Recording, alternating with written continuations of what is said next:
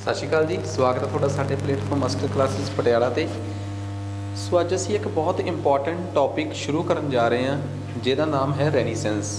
ਵੈਸੇ ਮੈਂ ਇਹ ਦੱਸਦਾ ਕਿ ਇਹ ਹਿਸਟਰੀ ਦਾ ਯਾਨੀ ਕਿ ਵਰਲਡ ਹਿਸਟਰੀ ਦਾ ਇੱਕ ਟੌਪਿਕ ਆ ਅਤੇ ਸਪੈਸ਼ਲੀ ਮਾਸਟਰ ਕੈਡਰ SST ਅਤੇ ਹਿਸਟਰੀ ਲੈਕਚਰਾਰ ਅਤੇ ਪੰਜਾਬ PCS ਦੀ ਤਿਆਰੀ ਕਰਨ ਵਾਲੇ ਬੱਚਿਆਂ ਵਾਸਤੇ ਆ। ਇਸ ਤੋਂ ਬਿਨਾਂ PPSC ਅਤੇ PSSB ਇਹਦੇ 'ਚੋਂ ਘੱਟ ਹੀ ਸਵਾਲ ਪੁੱਛਦੀ ਆ। ਸੋ ਮਾਸਟਰ ਕੈਡਰ ਅਤੇ ਲੈਕਚਰਾਰ ਹਿਸਟਰੀ ਵਾਲੇ ਤਾਂ ਇਸ ਟੌਪਿਕ ਨੂੰ ਸਮਝ ਹੀ ਗਏ ਹੋਣਗੇ। ਇਸ ਟੌਪਿਕ ਨੂੰ ਆਪਾਂ ਸ਼ੁਰੂ ਕਰਦੇ ਹਾਂ ਹੁਣ, ਬਿਕੋਜ਼ ਇਹਦੇ 'ਚੋਂ ਬਹੁਤ ਸਾਰੇ ਫੈਕਚੁਅਲ ਕੁਐਸਚਨਸ ਵਨ ਵਰਡ ਸਵਾਲ ਜਿਹੜੇ ਆ ਜੀ ਉਹ ਪੇਪਰਾਂ 'ਚ ਆਉਂਦੇ ਆ। ਰੈਨੀਸੈਂਸ ਨੂੰ ਪੜ੍ਹਨ ਤੋਂ ਪਹਿਲਾਂ ਅਸੀਂ ਇਹ ਚੀਜ਼ ਸਮਝ ਚੁੱਕੇ ਹਾਂ ਕਿ ਰੀਫਾਰਮੇਸ਼ਨ ਕੀ ਹੁੰਦੀ ਹੈ। ਰੀਫਾਰਮੇਸ਼ਨ ਦਾ ਮਤਲਬ ਆ ਕਿ ਧਰਮ ਦੇ ਵਿੱਚ, ਜਾਂ ਇਹ ਕਹਿ ਲਓ ਕਿ ਧਰਮ ਨੂੰ ਲੈ ਕੇ ਲੋਕਾਂ ਦੇ ਵਿੱਚ ਅਵੇਅਰਨੈਸ ਆ ਗਈ। ਠੀਕ ਆ, ਲੋਕ ਜਾਗਰਤ ਹੋ ਗਏ। ਉਸ ਤੋਂ ਬਾਅਦ ਲੋਕਾਂ ਨੇ ਤਰਕ ਦੇ ਆਧਾਰ 'ਤੇ ਗੱਲ ਕਰਨੀ ਸ਼ੁਰੂ ਕੀਤੀ, ਜਿਹਨੂੰ ਅਸੀਂ ਕਹਿੰਦੇ ਹਾਂ ਰੈਨੀਸੈਂਸ। ਰੈਨੀਸਾਂ ਦਾ ਮਤਲਬ ਹੁੰਦਾ ਹੈ ਕਿ ਰੀਬਰਥ ਆਫ ਕਲਚਰ, ਕਿ ਪੁਨਰ ਜਾਗਰਣ। ਕਿਸ ਚੀਜ਼ ਦਾ ਪੁਨਰ ਜਾਗਰਣ? ਸੱਭਿਅਤਾ ਦਾ ਪੁਨਰ ਜਾਗਰਣ, ਸਿਵਲਾਈਜੇਸ਼ਨ ਦਾ।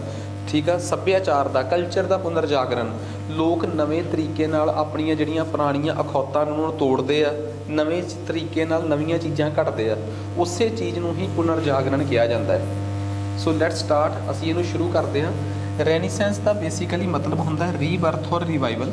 ਠੀਕ ਆ, ਕਿ ਕਿਸੇ ਚੀਜ਼ ਦਾ ਪੁਨਰ ਜਨਮ ਜਾਂ ਪੁਨਰ ਸੁਰਜੀਤ ਕਰਨਾ ਕਿਸੇ ਚੀਜ਼ ਨੂੰ। ਅਤੇ ਕਿਹਨੂੰ ਸਪੈਸ਼ਲੀ ਇੱਥੇ ਪੁਨਰ ਜਾਗਰਿਤ ਕਰਨਾ ਹੈ? ਕਲਚਰ ਨੂੰ ਪੁਨਰ ਜਾਗਰਿਤ ਕਰਨਾ ਹੈ। ਠੀਕ ਆ, ਸੋ ਇਸ ਚੀਜ਼ ਨੂੰ ਸਮਝਾਉਣ ਤੋਂ ਪਹਿਲਾਂ ਇਹਦੇ ਨਾਲ ਮੈਂ ਇੱਕ ਚੀਜ਼ ਹੋਰ ਦੱਸਦਾ ਜਿਹੜੀ ਕਿ ਬਹੁਤ ਜ਼ਰੂਰੀ ਹੈ ਦੱਸਣੀ। ਠੀਕ ਆ, ਮੈਂ ਨਾਲ ਨਾਲ ਉਹ ਵੀ ਲੈ ਕੇ ਜਾਊਂਗਾ ਤੁਹਾਡੇ ਵਾਸਤੇ, ਤਾਂ ਕਿ ਤੁਹਾਡੇ ਕਨਸੈਪਟ ਜਿਹੜੇ ਆ ਨਾ ਬਿਲਕੁਲ ਚੰਗੀ ਤਰ੍ਹਾਂ ਕਲੀਅਰ ਹੋਣ।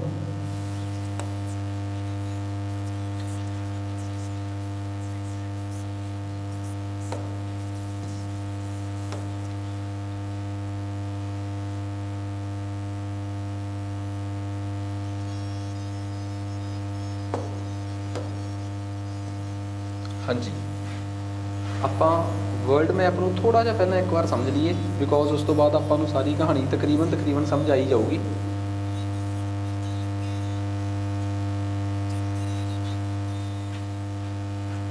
ਹਾਂਜੀ, ਦੇਖੋ, ਜਦੋਂ ਅਸੀਂ ਆਪਣੇ ਦੇਸ਼ ਨੂੰ ਸਮਝਦੇ ਹਾਂ, ਆਪਣੇ ਭਾਰਤ ਨੂੰ ਦੇਖਦੇ ਹਾਂ ਇੱਥੇ, ਤਾਂ ਆਹ ਦੇਖੋ, ਇਹ ਆਪਣਾ ਭਾਰਤ ਆ, ਪਾਕਿਸਤਾਨ, ਅਫਗਾਨਿਸਤਾਨ, ਇੱਥੇ ਈਰਾਨ ਆ ਗਿਆ। ਈਰਾਨ ਤੋਂ ਬਾਅਦ ਆਹ ਅਰਬ ਦਾ ਇਲਾਕਾ ਆ ਗਿਆ।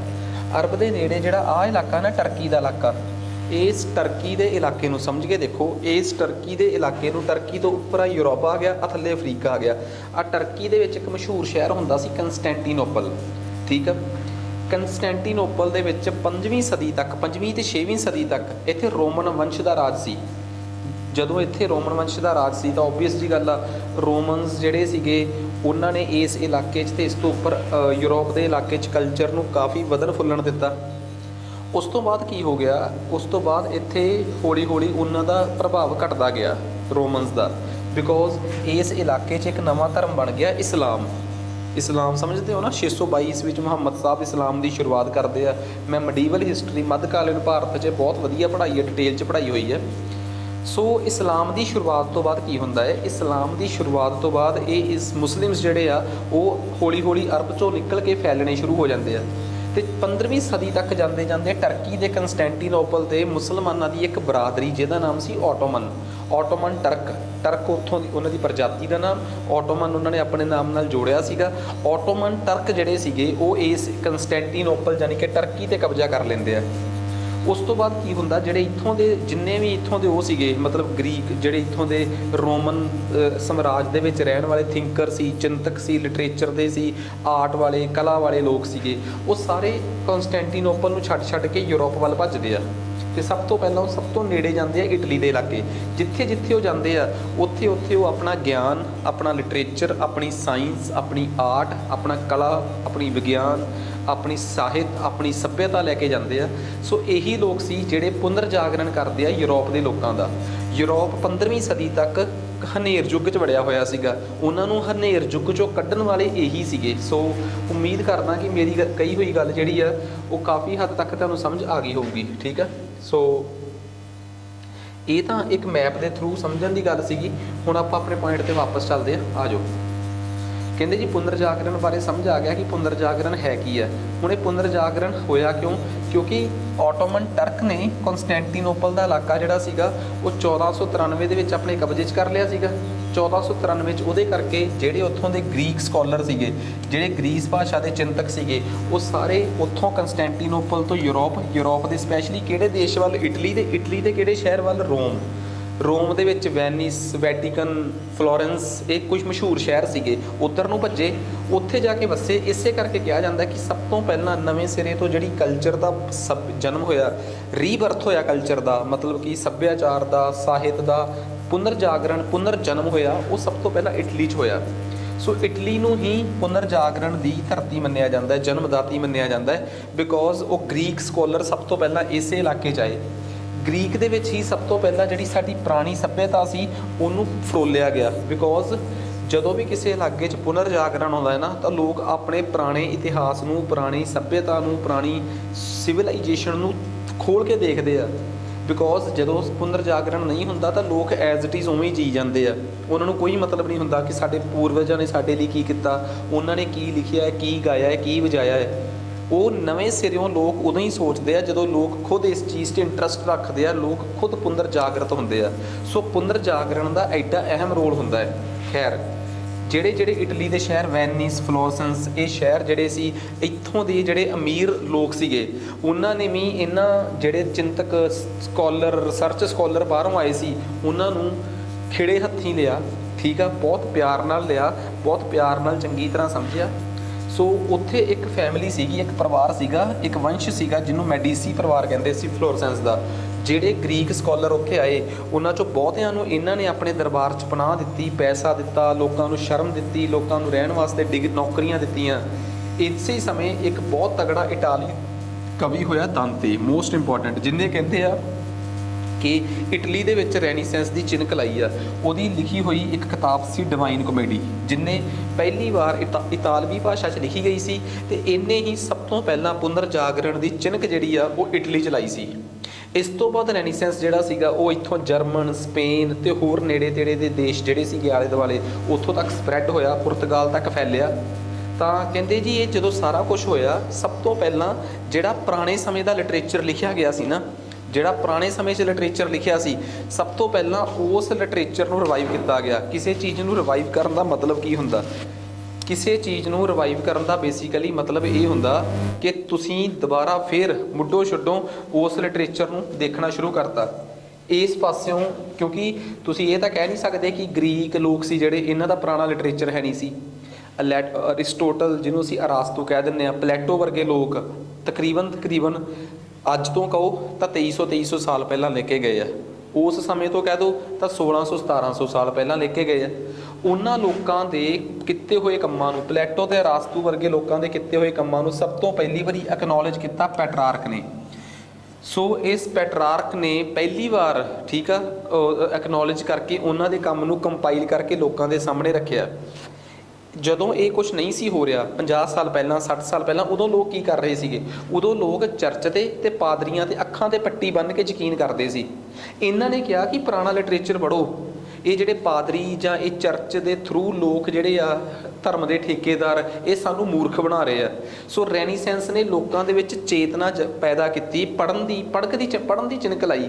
ਉਹਦਾ ਹੀ ਇੱਕ ਚੇਲਾ ਸੀਗਾ ਬੋਕਾਸੀਓ। ਉਸ ਬੰਦੇ ਨੇ ਵੀ ਕਲਾਸੀਕਲ ਲਰਨਿੰਗ ਦਾ ਮਤਲਬ ਹੁੰਦਾ ਪੁਰਾਣੇ ਟਾਈਮ ਦੀਆਂ ਜਿਹੜੀ ਵਿੱਦਿਆ ਸੀਗੀ, ਪੁਰਾਣੇ ਟਾਈਮ ਦੀਆਂ ਜਿਹੜੀਆਂ ਸਿੱਖਿਆਵਾਂ ਸੀਗੀਆਂ, ਉਹਨਾਂ ਨੂੰ ਉਹਨੇ ਵੀ ਉਖਾੜਿਆ। ਉਸ ਬੰਦੇ ਨੇ ਵੀ ਬਹੁਤ ਪੁਰਾਣਾ ਲਿਟਰੇਚਰ ਜਿਹੜਾ ਸੀਗਾ ਉਹਨੂੰ ਪੜ੍ਹਿਆ ਅਤੇ ਆਪਣੀ ਭਾਸ਼ਾ ਦੇ ਵਿੱਚ ਆਮ ਲੋਕਾਂ ਵਾਸਤੇ ਲਿਖਿਆ। ਉਹਦਾ ਸਭ ਤੋਂ ਘੈਂਟ ਕੰਮ ਸੀਗਾ, ਜਿਹੜਾ ਸਭ ਤੋਂ ਇੰਪੋਰਟੈਂਟ ਸੀ, ਦੈਟ ਇਜ਼ ਮੈਨੂਅਲ ਕ੍ਰਿਸੋਲੋਰਸ। ਇਹ ਉਹਦਾ ਬਹੁਤ ਇੰਪੋਰਟੈਂਟ ਕੰਮ ਸੀ।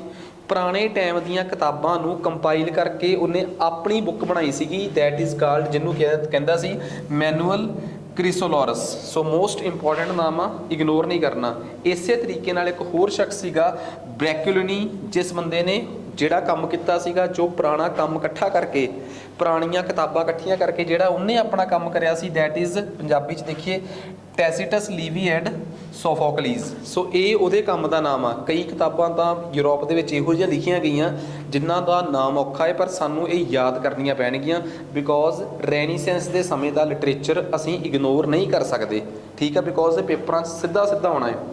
ਇਹਨਾਂ ਸਮਿਆਂ ਦੇ ਵਿੱਚ ਹੀ ਜਿਹੜਾ ਉਸ ਸਮੇਂ ਦਾ ਪੋਪ ਸੀਗਾ, ਬਿਕੋਜ਼ ਅਸਲ 'ਚ 15ਵੀਂ 16ਵੀਂ ਸਦੀ ਦੀ ਜਦੋਂ ਦੀ ਇਹ ਰੈਨੀਸੈਂਸ ਦੀ ਮੈਂ ਗੱਲ ਦੱਸ ਰਿਹਾ, ਉਸ ਟਾਈਮ ਪੋਪ ਦੀ ਕੁਰਸੀ, ਜਿਵੇਂ ਅੱਜ ਸ਼੍ਰੋਮਣੀ ਕਮੇਟੀ ਅੰਮ੍ਰਿਤਸਰ ਆ, ਉਸ ਟਾਈਮ ਯੂਰਪ ਦਾ ਜਿਹੜਾ ਪੋਪ ਹੁੰਦਾ ਸੀ ਉਹਦੀ ਕੁਰਸੀ ਇਟਲੀ ਤੇ ਇਟਲੀ ਦੇ ਵੈਟੀਕਨ ਸਿਟੀ 'ਚ ਹੁੰਦੀ ਸੀ। ਉੱਥੋਂ ਦਾ ਜਿਹੜਾ ਪੋਪ ਸੀ, ਪੋਪ ਨਿਕੋਲਸ ਪੰਜ, ਉਹਨੂੰ ਵੀ ਫਿਰ ਲੋਕਾਂ ਵਾਸਤੇ ਮਜਬੂਰ ਹੋਣਾ ਪਿਆ। ਪਹਿਲਾਂ ਉਹ ਵੀ ਲੋਕਾਂ 'ਚ ਅੰਧ ਵਿਸ਼ਵਾਸ ਦੀਆਂ ਜੋ ਅੰਧ ਵਿਸ਼ਵਾਸ ਉਹਨਾਂ ਨੇ ਫੈਲਾਇਆ ਉਹ ਤਾਂ ਕਿਸੇ ਨੇ ਫੈਲਾਇਆ ਹੀ ਨਹੀਂ ਹੋਣਾ, ਪਰ ਉਸ ਸਮੇਂ ਉਹ ਵੀ ਮਜਬੂਰ ਹੋ ਗਏ।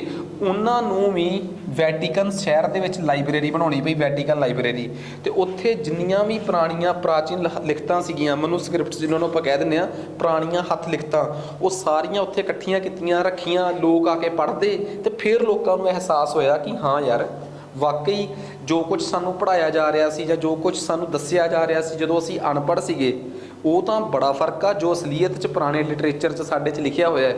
ਤਾਂ ਲੋਕਾਂ ਦੇ ਵਿੱਚ ਇਹ ਚਿਣਕ ਆਪ ਲੱਗੀ, ਠੀਕ ਆ।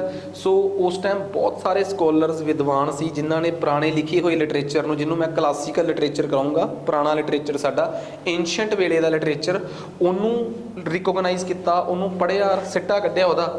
ਇਹਨਾਂ 'ਚੋਂ ਇੱਕ ਸ਼ਖਸ ਹੋਰ ਆ ਜਿਹਦਾ ਨਾਮ ਆ ਇਰੈਸਮਸ, ਮੋਸਟ ਇੰਪੋਰਟੈਂਟ ਨਾਮ ਆ ਇਰੈਸਮਸ।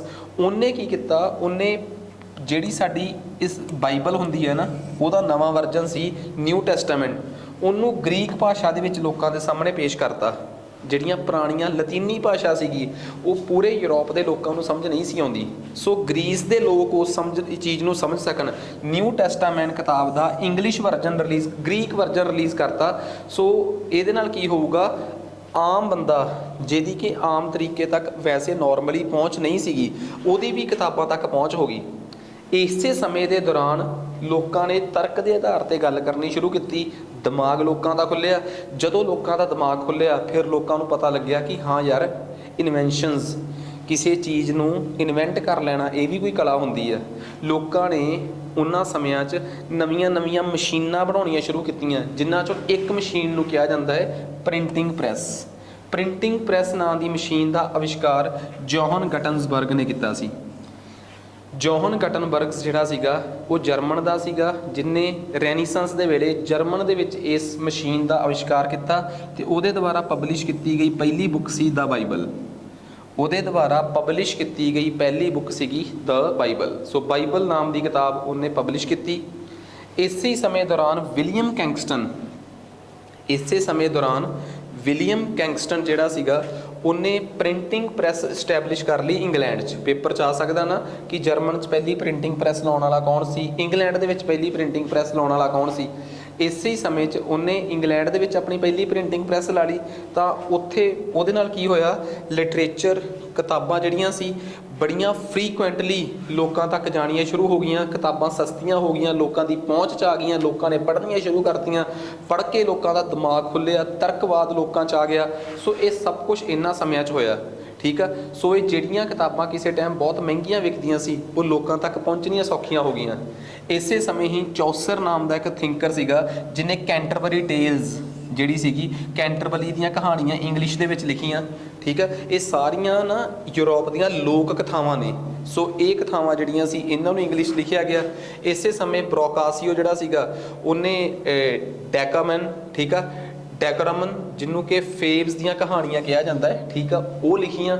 ਸਭ ਬੜੇ ਥਿੰਕਰਸ ਨੇ ਬਹੁਤ ਕੁਝ ਇਹਨਾਂ ਸਮਿਆਂ 'ਚ ਲਿਖਿਆ ਜਿਹੜਾ ਕਿ ਸਾਨੂੰ ਯਾਦ ਲਿਖਣਾ ਪੈਣਾ।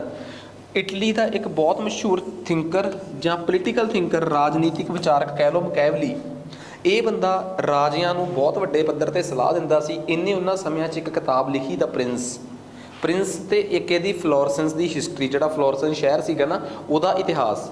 ਪ੍ਰਿੰਸ ਨਾਂ ਦੀ ਕਿਤਾਬ 'ਚ ਤਾਂ ਇਹਨੇ ਬਹੁਤ ਕੁਝ ਐਕਸਪਲੇਨ ਕੀਤਾ ਕਿ ਇੱਕ ਰਾਜਾ ਜੇ ਅਤਿਆਚਾਰ ਕਰਦਾ ਕਰਦਾ ਵੀ ਅੱਗੇ ਵੱਧਦਾ ਜਾਵੇ ਤੇ ਰਾਜੇ ਤੋਂ ਮਹਾਰਾਜਾ ਬਣ ਜੇ ਤੇ ਦੁਨੀਆ ਜਿੱਤ ਲੇ, ਜੇਕਰ ਉਹ ਜਿੱਤ ਜਾਂਦਾ ਹੈ ਤਾਂ ਉਹਦਾ ਸਭ ਕੁਝ ਜਾਇਜ਼ ਆ। ਉਹਦੇ ਦੁਆਰਾ ਕੀਤਾ ਗਿਆ ਕ੍ਰਾਈਮ, ਜੋ ਵੀ ਉਹਨੇ ਕਰਿਆ ਹੈ, ਜੋ ਹਿੰਸਾ ਕਰਕੇ, ਕਤਲ ਕਰਕੇ ਉਹ ਉੱਪਰ ਪਹੁੰਚਿਆ ਹੈ, ਸਭ ਕੁਝ ਜਾਇਜ਼ ਹੋ ਜਾਂਦਾ ਹੈ, ਬਸ ਜੇਕਰ ਉਸ ਸ਼ਖਸ ਨੇ ਆਪਣਾ ਮਤਲਬ ਕਿ ਜੇ ਉਹ ਜਿੱਤ ਗਿਆ ਤਾਂ ਪ੍ਰਿੰਸ ਨਾਂ ਦੀ ਕਿਤਾਬ ਇੱਕ ਰਾਜਨੀਤਿਕ ਵਿਗਿਆਨ ਦੀ ਕਿਤਾਬ ਸੀ, ਜਿਹਦੇ 'ਚੋਂ ਇੱਕ ਰਾਜੇ ਦੇ ਰਾਜੇ ਬਣਨ ਨੂੰ ਜਸਟੀਫਾਈ ਕਰਦਾ ਹੈ ਕਿ ਹਾਂ, ਜੇ ਉਹ ਰਾਜਾ ਬਣ ਗਿਆ ਨਾ, ਤੇ ਉਹ ਸਭ ਕੁਝ ਜਾਇਜ਼ ਆ, ਚਾਹੇ ਉਹਨੇ ਜਾਇਜ਼ ਕਰਿਆ ਤੇ ਚਾਹੇ ਉਹਨੇ ਨਜਾਇਜ਼ ਕਰਿਆ।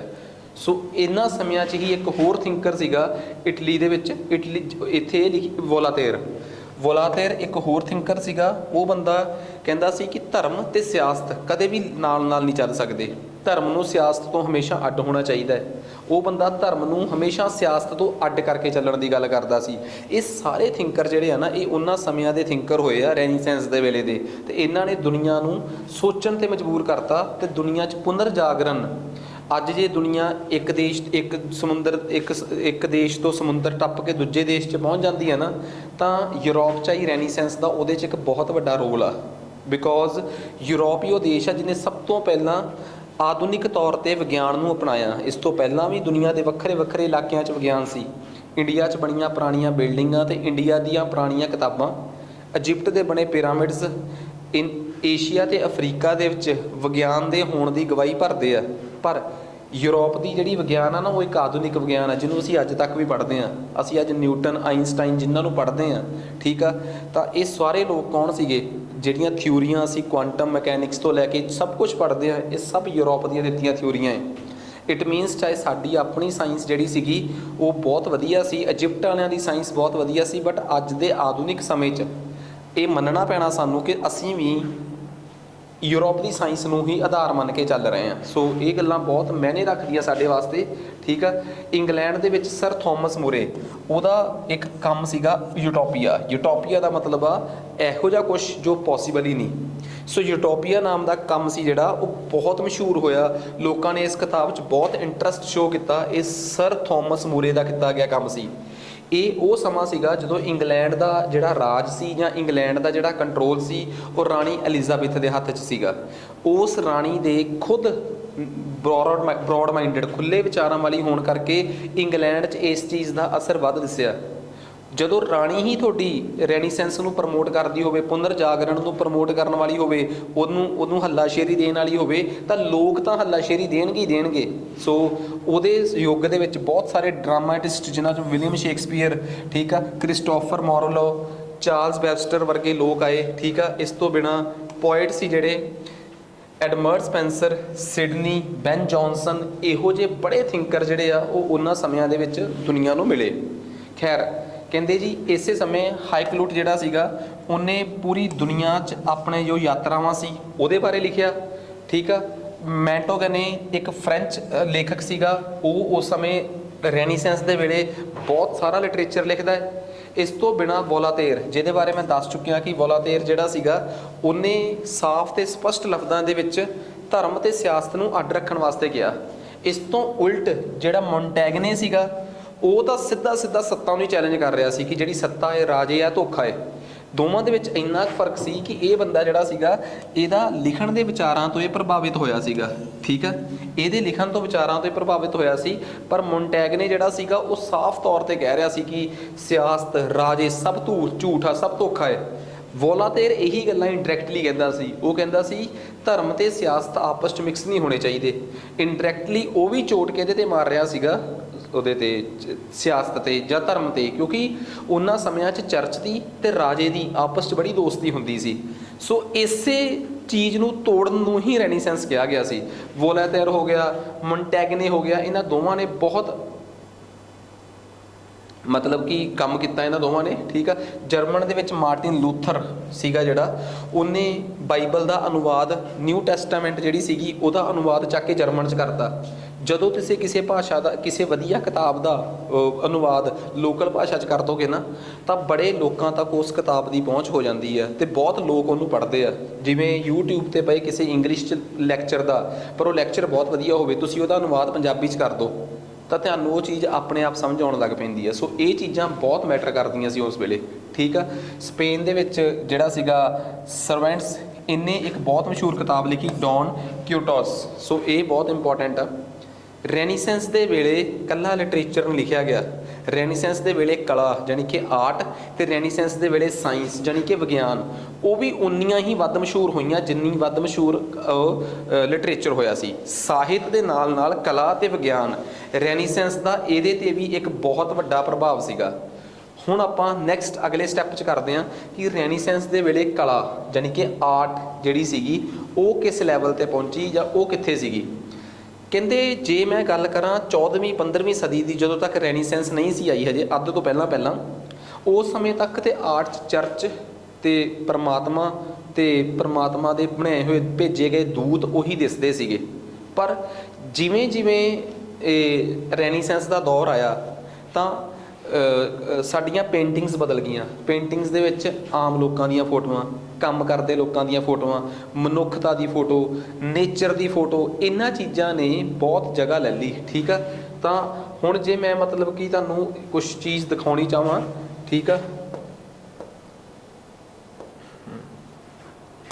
ਇੱਕ ਵਾਰੀ ਥੋੜ੍ਹਾ ਜਿਹਾ ਦਿਖਾ ਦਾਂ ਮੈਂ ਤੁਹਾਨੂੰ, ਤਾਂ ਕਿ ਤੁਹਾਨੂੰ ਸਮਝ ਆਵੇ ਕਿ ਮੈਂ ਕਹਿਣਾ ਕੀ ਚਾਹੁੰਦਾ।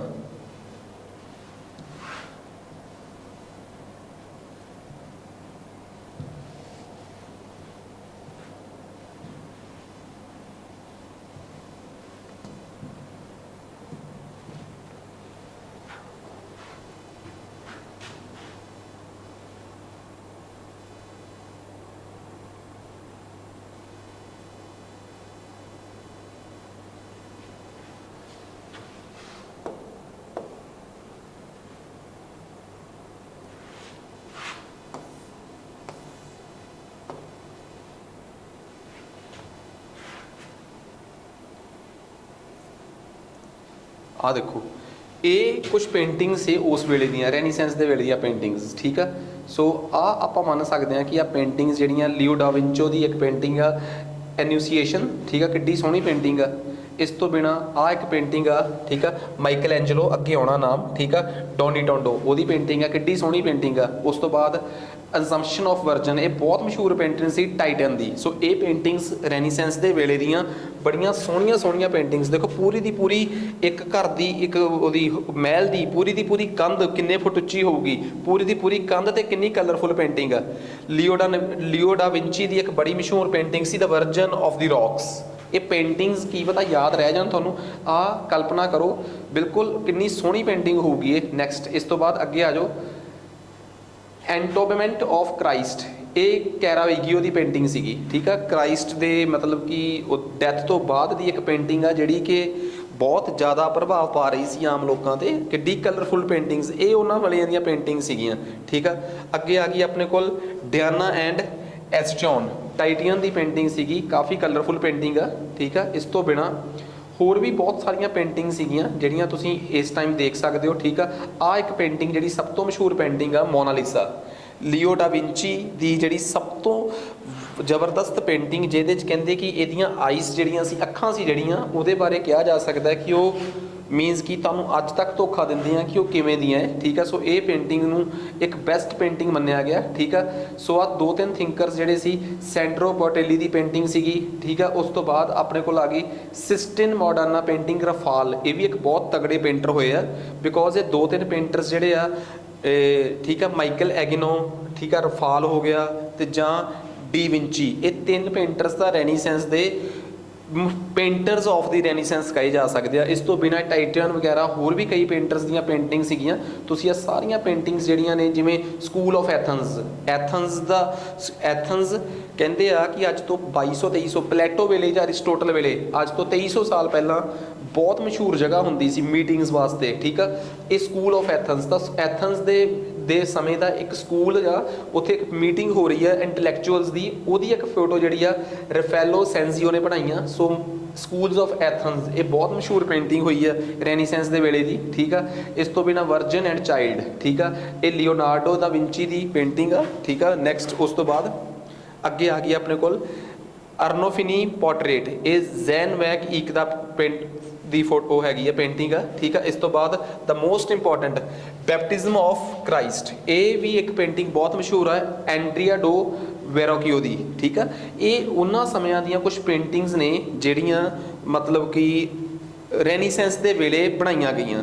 ਸਾਨੂੰ ਇਹ ਸਾਰੀਆਂ ਪੇਂਟਿੰਗਸ ਜਿਹੜੀਆਂ ਨੇ ਨਾ, ਜਿੰਨੀਆਂ ਕਦੇ ਮੈਂ ਨਾਮ ਗਿਣਾਤੇ ਆ, ਐਟਲੀਸਟ ਇਹਨਾਂ ਪੇਂਟਿੰਗਸ 'ਚੋਂ ਲਿਓਨਾਰਡੋ ਦਾ ਵਿੰਚੀ ਦੀ ਪੇਂਟਿੰਗਸ, ਠੀਕ ਆ, ਐਂਜਲੀਓ ਮਾਂਗੇਲਾ ਦੀ ਪੇਂਟਿੰਗਸ, ਠੀਕ ਆ, ਰਫਾਲ ਦੀ ਪੇਂਟਿੰਗਸ, ਇਹ ਟਾਈਟਨ ਦੀ ਪੇਂਟਿੰਗਸ, ਇਹ ਸਾਨੂੰ ਪੇਪਰ 'ਚ ਪੁੱਛੀਆਂ ਜਾ ਸਕਦੀਆਂ।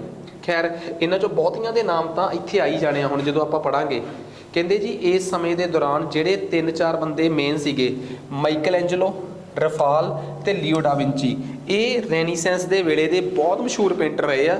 ਇਹਨਾਂ 'ਚੋਂ ਜੇ ਲਿਓ ਦਾ ਵਿੰਚੀ ਦੀ ਗੱਲ ਕਰੀਏ ਤਾਂ ਉਹਨੂੰ ਤਾਂ ਪੁਨਰਜਾਗਰਤ ਮਨੁੱਖ ਜਾਣੀ ਕਿ ਰੈਨੀਸੈਂਸ ਮੈਨ ਵੀ ਕਿਹਾ ਜਾਂਦਾ ਹੈ ਉਹਦੇ ਕੰਮ ਕਰਕੇ।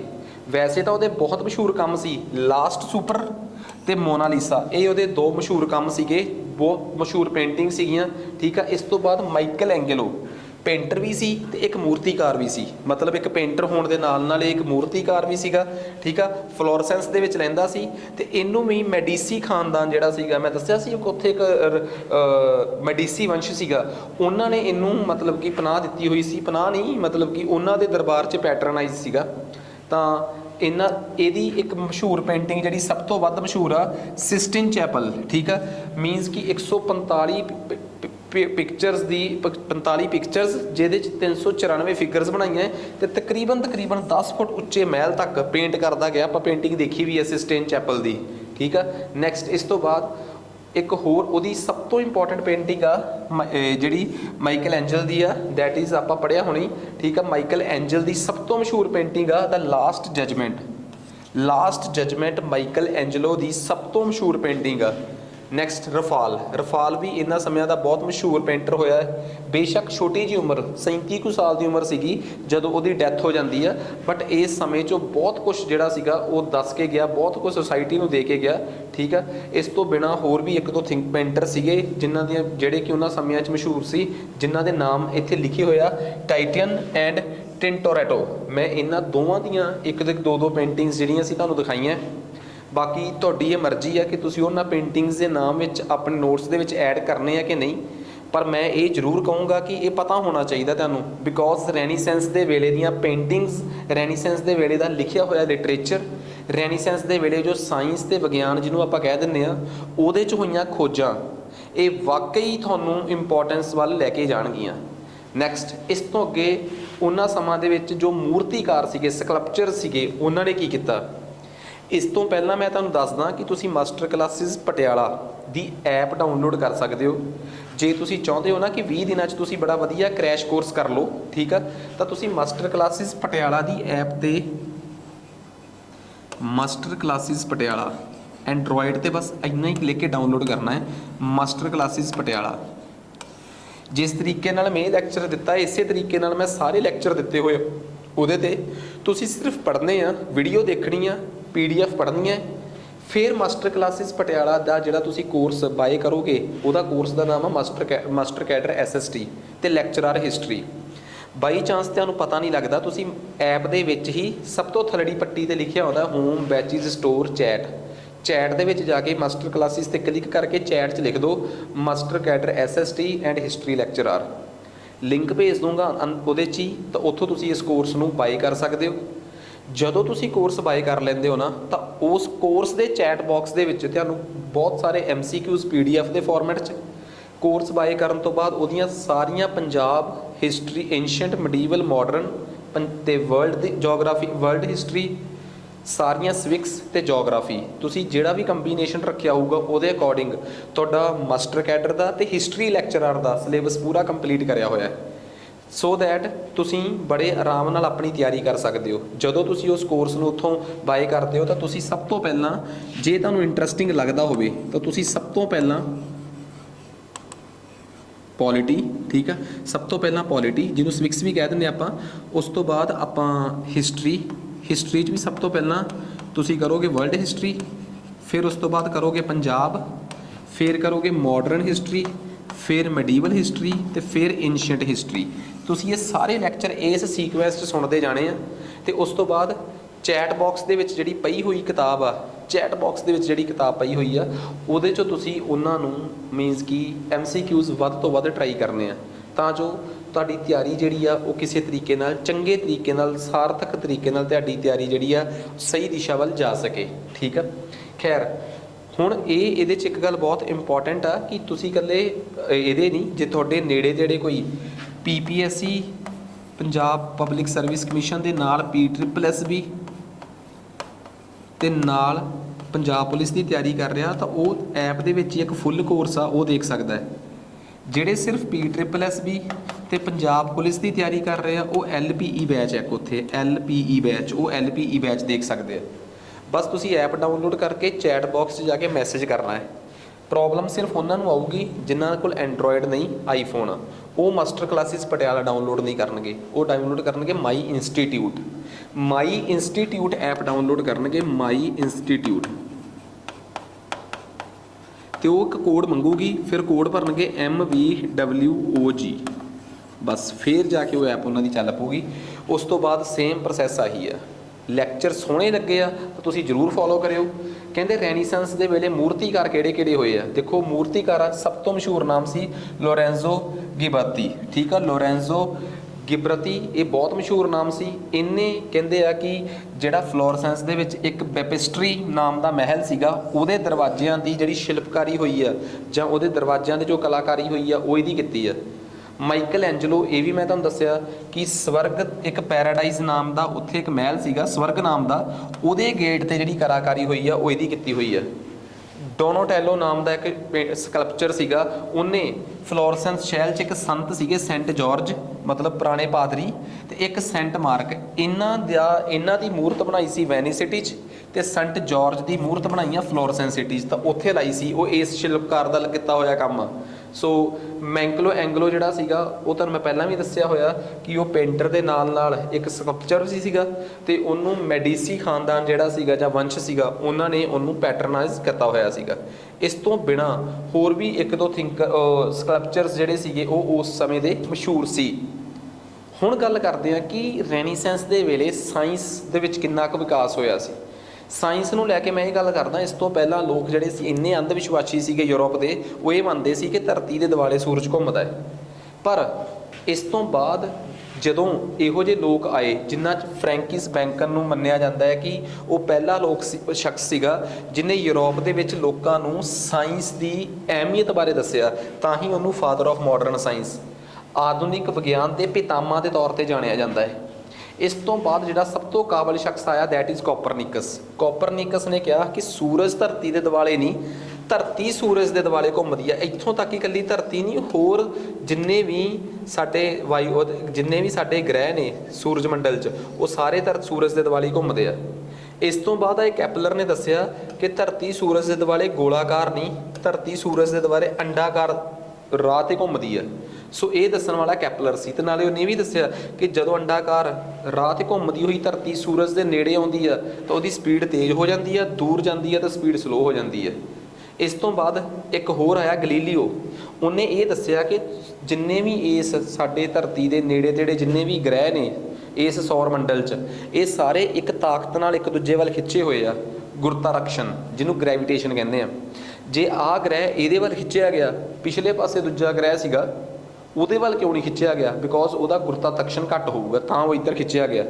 ਜੇ ਇਹ ਗ੍ਰਹਿ ਨਾ ਇੱਧਰ ਖਿੱਚਿਆ ਜਾ ਰਿਹਾ ਨਾ ਇਹ ਗ੍ਰਹਿ ਪਰਲੇ ਪਾਸੇ ਵਾਲੇ ਵੱਲ ਖਿੱਚਿਆ ਜਾ ਰਿਹਾ, ਇਹਦਾ ਮਤਲਬ ਇਸ ਗ੍ਰਹਿ ਨੂੰ ਪਰਲੇ ਪਾਸੇ ਵਾਲਾ ਗ੍ਰੈਵੀਟੇਸ਼ਨ ਤੇ ਉਰਲੇ ਪਾਸੇ ਵਾਲੀ ਗ੍ਰੈਵੀਟੇਸ਼ਨ ਆਪਸ 'ਚ ਬੈਲੈਂਸ ਕਰ ਰਹੀ ਆ। ਇਹ ਮੈਂ ਨਹੀਂ ਕਿਹਾ, ਇਸੇ ਨੇ ਕਿਹਾ ਸੀ ਕਿ ਇੱਕ ਜਦੋਂ ਟਾਹਣੀ ਤੋਂ ਸੇਬ ਟੁੱਟਦਾ ਨਾ ਥੱਲੇ ਨੂੰ ਕਿਉਂ ਡਿੱਗਦਾ ਹੈ, ਕਿਉਂਕਿ ਧਰਤੀ ਦਾ ਗੁਰਤਾਕਰਸ਼ਣ ਜ਼ਿਆਦਾ ਹੈ।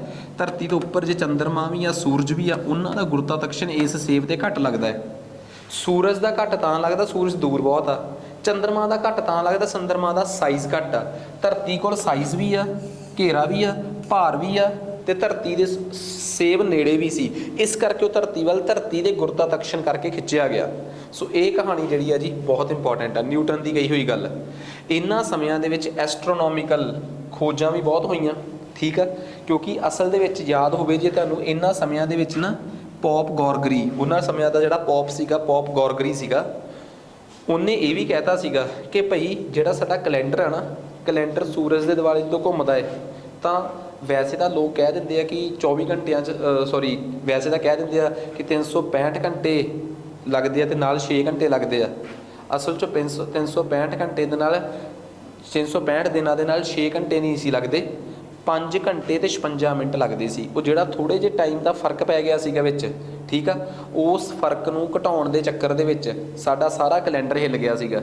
ਪੌਪ ਗੌਰਗਰੀ ਨੇ ਪੁਰਾਣੇ ਸਮੇਂ ਦੀਆਂ ਚੱਲ ਰਹੀਆਂ ਉਹਨਾਂ ਗਲਤੀਆਂ ਨੂੰ ਠੀਕ ਕੀਤਾ ਤੇ ਇਹ ਕਿਹਾ ਕਿ ਜਿਹੜਾ ਪੁਰਾਣਾ ਕੈਲੰਡਰ ਸਾਡਾ ਚੱਲਦਾ ਨਾ ਜੂਲੀਅਨ ਕੈਲੰਡਰ, ਉਹਨੂੰ ਕੈਂਸਲ ਕੀਤਾ ਜਾਵੇ, ਤੇ ਜਿਹੜਾ ਥੋੜ੍ਹੇ ਜਿਹੇ ਟਾਈਮ ਕਰਕੇ, ਥੋੜ੍ਹੇ ਜਿਹੇ ਮਿੰਟਾਂ ਕਰਕੇ ਫਰਕ ਪੈ ਰਿਹਾ ਹੈ, ठीक है, उस फर्क नूं कढ़िया जाए। इसे करके 4 जुलाई तो 1582 च 4 जुलाई तो सीधी 11 जुलाई कर दी गई। प्लस नाल होर की किया गया, कैलेंडर के दिनों को बैलेंस करने वास्ते फरवरी 29 की करती। सो ये पॉप गॉर्गरी का बहुत बड़ा योगदान आ। इसे करके जो कैलेंडर 1582 तो लैके अज तक असी जनवरी फरवरी वाला देखते हैं ना, उन्होंने जूलीयन कैलेंडर नहीं कहते, उन्होंने कहते हैं गॉर्गरियन कैलेंडर, क्योंकि वो 1582 पॉप गॉर्गरी 8-13 जो भी है, ठीक है, 8 द्वारा 13 द्वारा की गई गलतियां जो ठीक सीगियां उहदे तो बाद आया वो।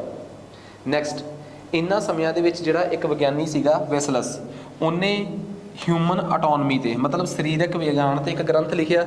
उन्हां समयां च विलियम हार्वे वो शख्स सीगा जिन्हें शरीर दे विच एक रक्त जानी कि ब्लड खून जिहड़ा है वो किवें सर्कुलेट करता है, किवें खून साडे शरीर दे वक्रे वक्रे अंगां तक ऑक्सीजन वर्गी जरूरी गैस पहुँचा के आउंदा है ते कार्बन डाइऑक्साइड वर्गी गंदी गैस शरीर दे अंगां तो कढ के बाहर सुੱਟਣ च मदद करता है।